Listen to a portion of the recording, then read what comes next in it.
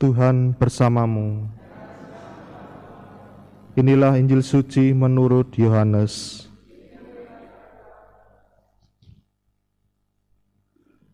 Dalam percakapannya dengan Nikodemus, Yesus berkata, "Tidak ada seorang pun telah naik ke surga selain Dia yang telah turun dari surga, yaitu Anak Manusia. Dan sama seperti Musa meninggikan ular di padang gurun, demikian juga Anak Manusia harus ditinggikan, supaya setiap orang yang percaya kepadanya beroleh hidup yang kekal.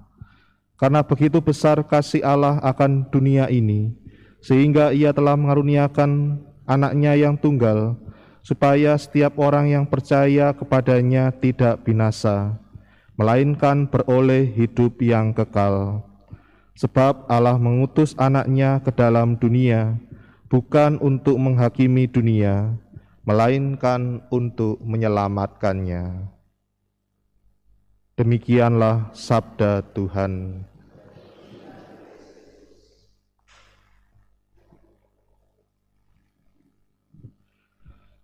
Saudari-saudara yang terkasih, seringkali kita mengatakan kepada sesama atau kepada diri kita sendiri, kita terlalu berat menanggung salib.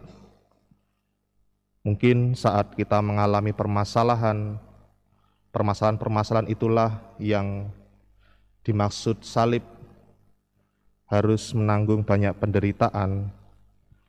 Tetapi jika dilihat lebih dalam arti salib,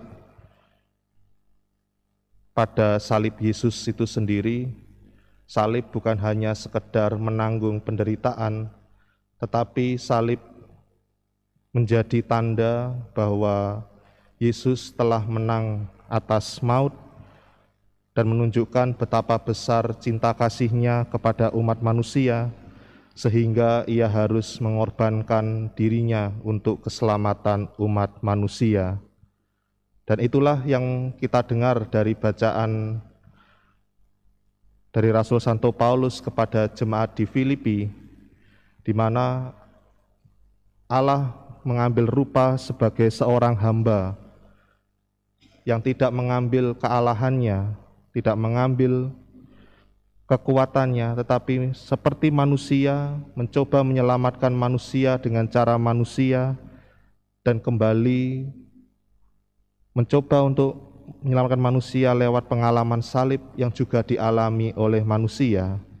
Dan dengan demikian, salib yang tadinya menjadi lambang kebodohan, lambang kehinaan bagi umat manusia, salib diubah menjadi sebuah lambang kemenangan Allah yang telah berhasil menyelamatkan umat manusia dari dosa. Dan dengan demikian juga pun akhirnya kita bisa merenungkan pengalaman sabda Tuhan Yesus yang kita dengarkan hari ini dari Injil Yohanes. Sebab Allah mengutus Anaknya ke dalam dunia bukan untuk menghakimi dunia, melainkan untuk menyelamatkannya.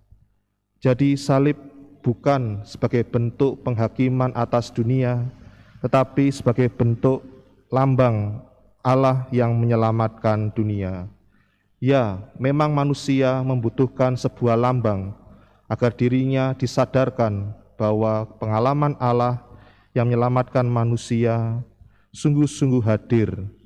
Maka saudari-saudara yang terkasih, bagi kita yang beriman kepada Kristus dan yang menjadi murid Kristus, salib menjadi sebuah lambang yang terus-menerus mengingatkan kita akan kebesaran kerahiman Tuhan, yang dimana salib itu kita diajak untuk senantiasa melihat salib, bukan hanya sekedar melihat, tetapi bagaimana hidup kita terarah pada salib.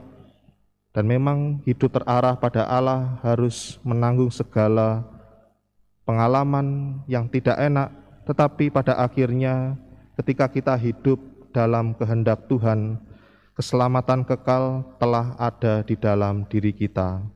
Semoga dengan pengalaman pesta salib suci ini membuat kita bangga terhadap salib Tuhan kita Yesus Kristus, bukan sebagai bentuk lambang kehinaan, tetapi sebagai lambang bentuk kemenangan cinta kasih Allah yang telah memenangkan diri kita atas dosa maut. Dan untuk itulah salib patut kita perjuangkan sebagai bentuk bagaimana kita memperoleh hidup yang kekal itu.